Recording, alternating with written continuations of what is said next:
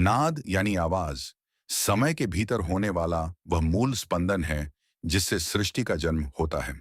दृश्य हो या अदृश्य, हर चीज किसी न किसी रूप में नाद से जुड़ी है। सृष्टि में जो कुछ भी मौजूद है उसके भीतर एक कंपन, एक तरंग होती है। वही उसकी मूलभूत आवाज है। यह कहना भी ठीक होगा कि वस्तुएं आवाज पैदा नहीं करती, बल्कि आवाज के कारण ही वस्तुएं अस्तित्व में आती हैं। यदि नाद न हो तो न गति होगी, न ऊर्जा, और बिना इनके किसी भी वस्तु का होना संभव नहीं। ब्रह्मांड में असंख्य सूर्य, अनगिनत लोक और असीम सृष्टियां नाद से ही उदित हुई हैं। वही नाद इस संपूर्ण सृष्टि की जड़ है, उसकी पहली धड़कन है। नाद सत्य है, शाश्वत, अचल और देश से परे। जो कुछ भी दिखाई देता है वह निरंतर बदल रहा है, रूप, गति और गुणों में। यह सब सगुण, त्रिगुणात्मक और अस्थायी है। इन सभी परिवर्तनों के पीछे भी वही नाद कार्य कर रहा है। नाद से सृष्टि जन्म लेती है, नाद से ही सृष्टि बदलती है, और नाद में ही सब कुछ लीन हो जाता है। नाद वह मौन स्वर है जिससे जीवन बोलना सीखता है। वैदिक दृष्टि से देखा जाए तो सृष्टि का मूल आधार नाद है। ब्रह्मांडीय नाद से सूर्य की उत्पत्ति मानी जा सकती है। सूर्य के नाद से ग्रहों का जन्म हुआ और ग्रहों के नाद से विविध प्रकार के जीवों की रचना हुई।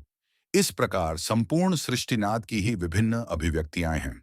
यह सिद्धांत उस भौतिक उदाहरण के समान है जिसमें लोहे की एक छड़ के एक सिरे पर आघात करने से उत्पन्न स्पंदन पूरे छड़ में एक रस होकर प्रवाहित होता है और दूसरे सिरे से परावर्तित होकर पुनः मूल दिशा में लौट आता है।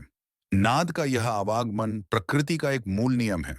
जिस प्रकार नाद का प्रवाह ब्रह्मांड से सृष्टि की ओर होता है, उसी प्रकार सृष्टि में घटित प्रत्येक घटना का प्रभाव भी ब्रह्मांडीय नाद में समाहित हो जाता है।